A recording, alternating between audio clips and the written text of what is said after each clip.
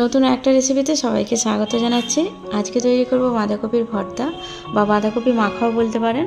তো বাজারে কিন্তু এখন বাঁধাকপির খুবই কম দাম, আর বাঁধাকপির একই টাইপের তরকারি খেয়ে খেয়ে যদি বোর হয়ে যান তাহলে এই ভর্তা রেসিপিটা বানিয়ে নিতে পারেন। খেতে খুবই ভালো লাগবে। মাছ মাংস থাকলেও কিন্তু এই রেসিপিটাই সবাই খুব বেশি পছন্দ করবে। কিন্তু আমি মুড়ি দিয়েও খেয়েছিলাম, মুড়ি দিয়েও খেতে বেশ ভালো লাগে। কিছুটা ভাতের সঙ্গে খেয়েছিলাম, কিছুটা মুড়ির সঙ্গে মেখেও খেয়েছিলাম। মুড়ির সঙ্গে খেতে কিন্তু বেশ ভালো লাগছিল। তো এখানে আমি একটা গোটা বাঁধাকপি নিয়েছি, উপরের যে মোটা পাতাটা আছে এই দুটো পাতা বাদ দিয়ে দিচ্ছি। এরপর অর্ধেকটা করে নেব। অর্ধেকটা আমি তৈরি করব আর অর্ধেকটা অন্য রেসিপির জন্য রেখে দেব। তো আপনারা চাইলে পুরোটা দিয়েই করে নিতে পারেন। তৈরি করার পর কিন্তু ফেলা যাবে না, মানে নষ্ট হবে না, সবাই ঠিক খেয়ে নেবে, খেতে খুব টেস্ট হয়। তো আমি এই দুটো পিস নিয়ে নিচ্ছি। এই দুটো পিস দিয়ে আমি ভর্তাটা বানাবো। আর একটা যে পিস আছে ওটা রেখে দিয়েছি অন্য রেসিপির জন্য। আর একদম মিহি করে কেটে নিচ্ছি। যতটা সম্ভব মিহি করে কাটারই চেষ্টা করবেন, তাতে পাতাগুলো খুব তাড়াতাড়ি সেদ্ধ হয়ে যাবে আর খেতেও বেশ ভালো লাগবে। আর পাতা যদি একটু মোটা করে কাটা হয় অসুবিধা নেই, একটু সময় লাগবে সেদ্ধ হতে। আর ভিতরে যে শক্ত অংশটা আছে বোটার মতো, ওটা বাদ দিয়ে দিচ্ছি। এই শক্ত অংশটা বাদ দিয়ে দিতে হবে, তাতে সেদ্ধ হতে খুব তাড়াতাড়ি হয়ে যাবে, মানে সময়টা কম লাগবে। আর একটা যে পিস আছে ওটাও কেটে নিচ্ছি ঠিক একই রকমভাবে।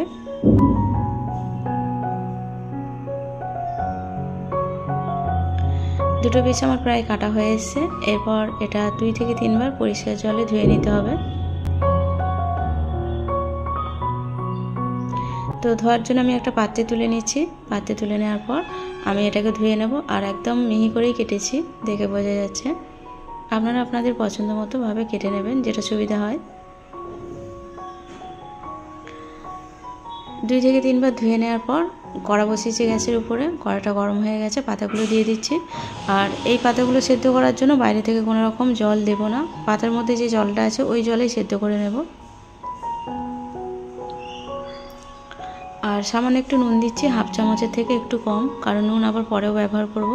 নুনটা দিয়ে একটু নেড়েচেড়ে মিশিয়ে নিতে হবে। নুন দিলেই কিন্তু পাতাটা খুব সহজে নরম হয়ে যাবে আর এ থেকে জল বেরোতে শুরু করবে। তো নুন দিয়ে নেড়েচেড়ে মেখে নেওয়ার পর গ্যাস হিটটা একদম লো করে দেব। লো করে দিয়ে এটাকে ঢাকা দিয়ে 3 মিনিটের মতো সেদ্ধ করতে দেব। আর 3 মিনিটের জন্য আমি গ্যাস হিটটা একদম লো করে দিয়েছি।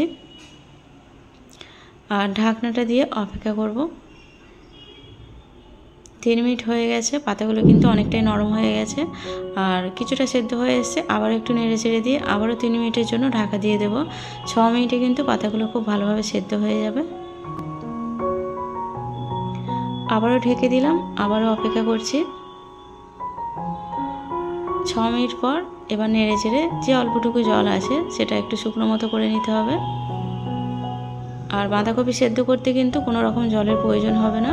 যদি জল দিয়ে সেদ্ধ করেন সেক্ষেত্রে কিন্তু আবারও গ্যাসে হিট হাই করে দিয়ে শুকনো করে নিতে হবে। তো গ্যাস হিটটা এখন অফ করে দিয়েছি। অফ করে দেওয়ার পর একটু মেলিয়ে দিচ্ছি ঠান্ডা হওয়ার জন্য। হালকা একটু ঠান্ডা হয়ে যাওয়ার পর মিক্সিং জারের মধ্যে নিয়ে নেব পেস্ট বানাবার জন্য। তো আপনারা চাইলে এটা শিলেও বেটে নিতে পারেন, আবার চাইলে মিক্সিতে দিয়ে পেস্টও বানিয়ে নিতে পারেন।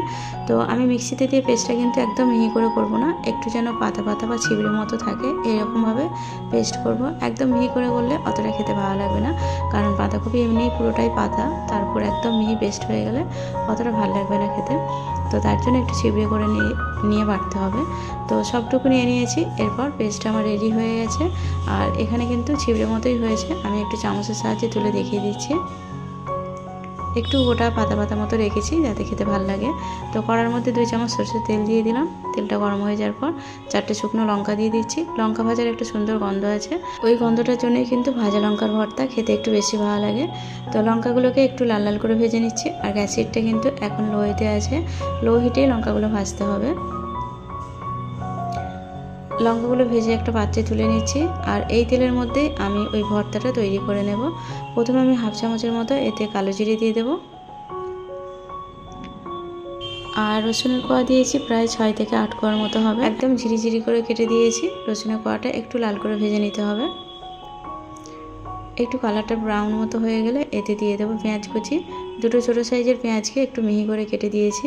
পেঁয়াজটা খুব বেশি লাল করার দরকার নেই, একটু নরম মতো হয়ে গেলেই তারপর বাকি উপকরণগুলো দেব। তো একটু নেড়ে চেড়ে নরম মতো হয়ে গেছে। এরপর এতে দিয়ে দেব কাঁচা লঙ্কা কুচি 2টো দিয়েছি, আর একটা টমেটো কুচি দিয়েছি। আর সামান্য একটু নুন দিলাম টমেটোটা তাড়াতাড়ি গলে যাওয়ার জন্য। 1 থেকে 2 মিনিট একটু নেড়ে চেড়ে নেওয়ার পর টমেটোটা কিন্তু অনেকটাই নরম মতো হয়ে যাবে। আর নরম হয়ে যাওয়ার পর এতে হলুদ গুঁড়ো অ্যাড করব। তো টমেটোটা কিন্তু অনেকটাই মাখা মাখা টাইপের হয়ে গেছে। এরপর হাফ চামচের মতো হলুদ গুঁড়ো দিয়ে দিচ্ছি। আর কাশ্মীরি লঙ্কা গুঁড়ো দিয়েছি একদম অল্প, 1/3 চামচ বা তার একটু কম হবে। আবারও একটু নেড়ে চেড়ে মিশিয়ে নিচ্ছি।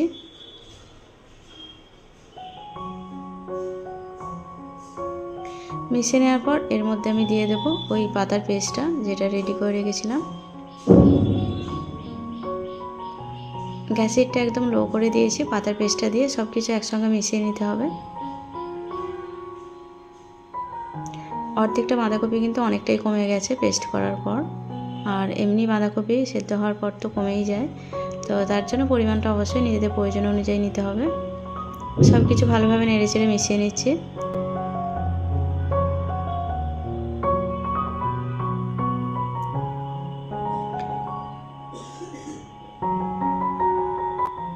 সব কিছু নেড়ে চেড়ে মেশানো হয়ে গেছে। এরপর এতে দিয়ে দেবো হাফ চামচের মতো চিনি। তো যাদের চিনিতে সমস্যা আছে তারা চিনিটা স্কিপ করতে পারেন। আর সামান্য একটু নুন দিয়ে দিলাম। নুনটা একদম অল্প দিয়েছি, আবারও পরে নুন দেবো। 2 চামচের মতো ধনেপাতা কুচি দিলাম। সব কিছু মিশিয়ে নিচ্ছি। মিশিয়ে নেওয়ার পর ভর্তাটা প্রায় আমার রেডি হয়ে গেছে। আর যেহেতু আমি লঙ্কাটা গুঁড়ো করার জন্য নুন ব্যবহার করব, তার জন্য প্রথম থেকে নুনের পরিমাণটা একটু কম দিয়েছিলাম। তো এরপর আমি যে ভাজা লঙ্কাগুলো রেখেছিলাম নুনের মধ্যে দিয়ে একটু ভেঙে নিচ্ছি। আর অল্প নুনের মধ্যেই দিয়ে ভাঙছি। এইভাবে গুঁড়ো করলে লঙ্কা খুব ভালোভাবে গুঁড়িয়ে যায়। যদি নুনটা বেশি লাগে সেক্ষেত্রে কিন্তু লঙ্কাটা শুধুই শুকনো লঙ্কা গুঁড়িয়ে নিতে হবে, তাহলে নুনটা বেশি হয়ে যাবে। উপর থেকে ভাজা লঙ্কাগুলো ছড়িয়ে দিলাম। এরপর কিন্তু এটাকে সার্ভ করার জন্য একটা প্লেটে নিয়ে নেব। ভর্তাটা আমার পুরো রেডি হয়ে গেছে।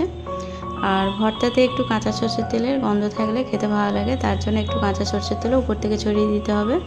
আর যে 4টে ভাজা লঙ্কা আমি রেখেছিলাম তার মধ্যে 2টো গুঁড়িয়েছি আর 2টো রেখে দিয়েছিলাম সার্ভ করার সময় একটু সাজিয়ে দেওয়ার জন্য।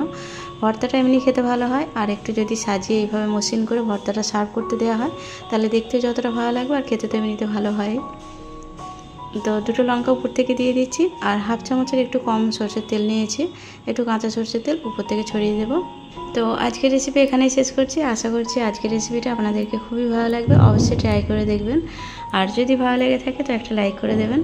দেখা হবে আবারও নতুন কোনো রেসিপির সঙ্গে। আর যারা শুরু থেকে শেষ অবধি আমার রেসিপি জুড়েছিলেন তাদের সবাইকে অসংখ্য অসংখ্য ধন্যবাদ। সবাই খুব ভালো থাকবেন, সাবধানে থাকবেন।